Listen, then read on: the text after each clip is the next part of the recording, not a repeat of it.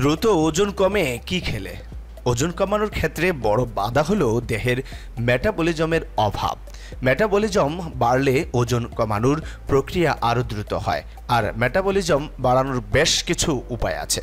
পুষ্টিবিদদের মতে কিছু খাবার আছে যা দেহের মেটাবলিজমের হার বাড়াতে সাহায্য করে। চলুন জেনে নেওয়া যাক কি খাবার আমাদের মেটাবলিজম বৃদ্ধি পায় আর সহজে ওজন কমায়।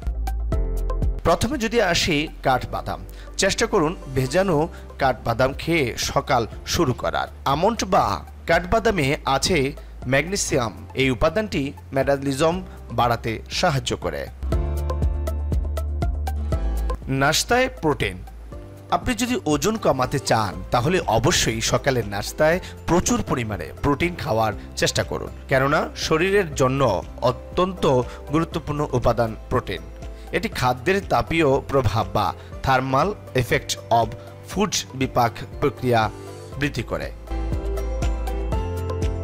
গরম পানি ওজন কমাতে সাহায্য করে। গরম পানি, আর আপনি যদি প্রতি ঘন্টা 1 গ্লাস কুসুম গরম পানি খেতে পারেন সেক্ষেত্রে আপনার দেহের মেটাবলিজম বৃদ্ধি পাবে, এতে দ্রুত ওজন কমবে। দারচিনি, এলাচ, চা। ওজন কমাতে সব ধরনের মশলা, চাই অনেক গুরুত্বপূর্ণ ভূমিকা রাখে। এছাড়া আমাদের মেটাবলিজম রেট বাড়াতে সাহায্য করে এলাচ ও দারুচিনি। সকালে গ্রিন টির সঙ্গে দারুচিনি গুঁড়া মিশিয়ে পান করুন, উপকার মিলবে। আর দুপুরের খাবারের পর থেকে খেতে পারেন 1 কাপ এলাচের চা।